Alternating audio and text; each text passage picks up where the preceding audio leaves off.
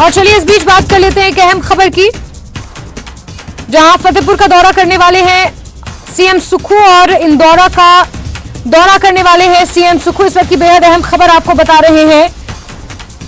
मुख्यमंत्री सुखविंदर सिंह सुक्खू कांगड़ा के दौरे पर खासतौर पर आ रहे हैं। कांगड़ा के फतेहपुर और इंदौरा का वो हवाई सर्वे करेंगे। बाढ़ग्रस्त क्षेत्रों का हवाई सर्वे करेंगे सीएम सुक्खू।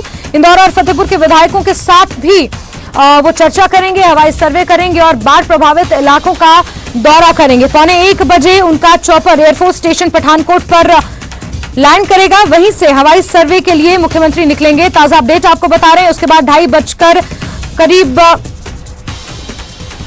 डमटाल आएंगे मुख्यमंत्री। डमटाल के रामगोपाल मंदिर में पुनर्वासित किए गए लोगों से भी मुलाकात करेंगे। रामगोपाल मंदिर में ये वो लोग हैं जिन्हें रेस्क्यू किया गया है और वहां पर उन्हें रखा गया है, उनसे मुलाकात करेंगे और मुलाकात के बाद शिमला वापस लौट जाएंगे। बड़ा अपडेट आपको बता रहे हैं। सीएम सुक्खू हवाई सर्वे करने वाले हैं। कांगड़ा पहुंचेंगे 1:15 बजे के आसपास। पठानकोट हवाई अड्डे पहुंचेंगे और वहीं से उनका हवाई सर्वे शुरू होगा। फतेहपुर और इंदौरा का दौरा करेंगे। बाढ़ प्रभावितों से भी सीएम सुक्खू मुलाकात करेंगे। उसमें कल शाम तक हमने 650 लोगों को इवैक्यूएट कर लिया था। अब ये देख रहे हैं कि अब कितने लोगों को और रेस्क्यू करना है।